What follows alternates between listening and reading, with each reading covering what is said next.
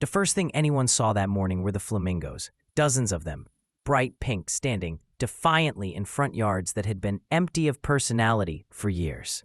Some wore tiny cowboy hats. Others carried plastic martini glasses. One even had sunglasses glued on. For anyone driving into Clearview Estates that day, it looked less like a suburban neighborhood and more like a carnival midway. But for the people who lived there, it wasn't just lawn decor. It was a rebellion. This wasn't a prank. This wasn't a harmless joke. This was war. And at the center of it all was one woman, Mrs. Calloway, the HOA president who had spent years stripping every ounce of joy, color, and freedom from the neighborhood. To understand how it came to Flamingos, you have to understand how far things had gone. Clearview Estates wasn't always a battleground. When the first families moved in, it was just another planned community. Manicured lawns, cookie-cutter houses, and a board that promised standards to protect property values. For a while, things were peaceful. Rules kept the place neat, trash cans tucked away, fences painted neutral, and lawns trimmed to regulation height. People went along, thinking it was a small price to pay for a quiet, organized life. But Mrs. Calloway wasn't like other HOA presidents. She didn't see herself as a volunteer keeping order. She saw herself as a ruler. She enforced every bylaw like it was scripture, and when that wasn't enough, she invented new ones. A sunflower garden was suddenly visual disharmony. A kid's treehouse became a safety hazard.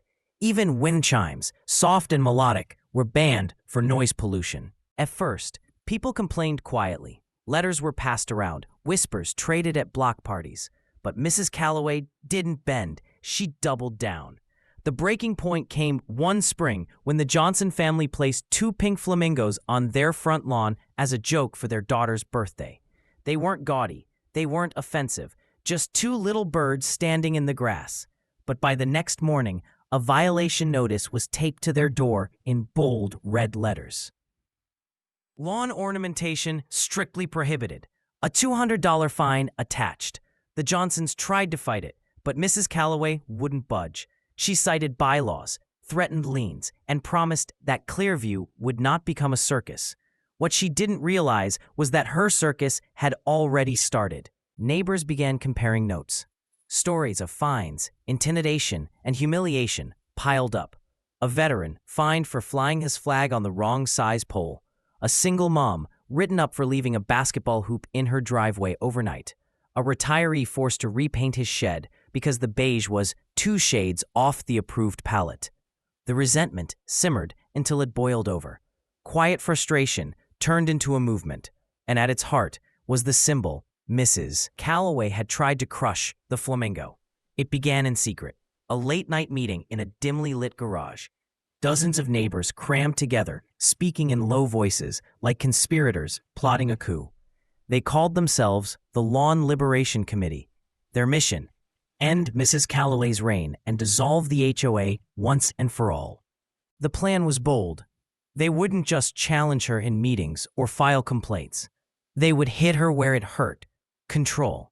Every rule, every restriction, every ounce of authority she clung to would be mocked, defied, and exposed until the community itself turned against her.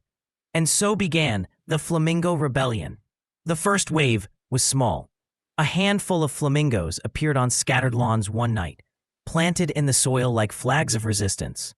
When Mrs. Calloway drove her morning rounds, she nearly swerved off the road.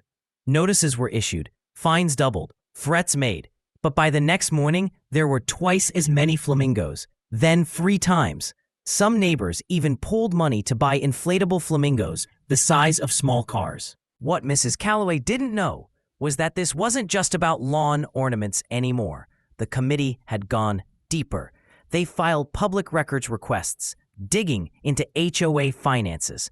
What they uncovered was a treasure chest of corruption, misused funds, shady contracts with companies run by her relatives, thousands spent on administrative costs with no receipts. Armed with evidence, the rebellion grew stronger.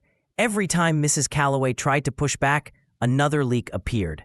Someone exposed her emails mocking residents. Another revealed she was fining people selectively. letting her friends slide while hammering her enemies. She tried intimidation, security patrols, threats of lawsuits, even calling the police on residents hosting small barbecues. But it only made her look worse. Local news picked up the story. Cameras rolled through Clearview Estates, capturing flamingos standing tall, while angry residents held signs, "Our lawns, our choice." And down with the HOA. Then came the climax. A community-wide vote. Mrs. Calloway thought she could still control it, still scare people into compliance. But when the ballots were counted, it wasn't even close. Over 80% voted to dissolve the HOA entirely. Years of petty tyranny evaporated in one night, and that's when the real celebration began. The next morning, the neighborhood transformed. Flamingos flooded the streets, thousands of them, lined up in every yard, perched on rooftops, swinging from porches. Some were dressed as superheroes, others as brides and grooms. One even spray-painted gold like a trophy. It wasn't chaos. It was freedom. A carnival of defiance that made national headlines. Clearview Estates became a legend, the place where an HOA collapsed under the weight of its own arrogance. The place where neighbors remembered what it meant to be a community, not subjects under a self-appointed queen. And what of Mrs. Calloway? She disappeared. Some said she moved to another state. Others claimed she tried to start over in a new HOA, but was quickly ousted. Her name became a cautionary tale, whispered online whenever someone new complained about petty HOA rules. But for the residents of Clearview, her downfall was more than just revenge. It was proof that even in the most controlled, regulated environments, people could rise up, push back, and take back what was theirs. The Flamingo Rebellion lives on. Photos of the flamingo-lined streets still circulate online. Memes, jokes, and references pop up every time an HOA story goes viral. It's become more than a story. It's a symbol that no matter how strict the rule, no matter how loud the tyrant, there's always a way to fight back. And sometimes, all it takes is a plastic bird standing proudly in the grass.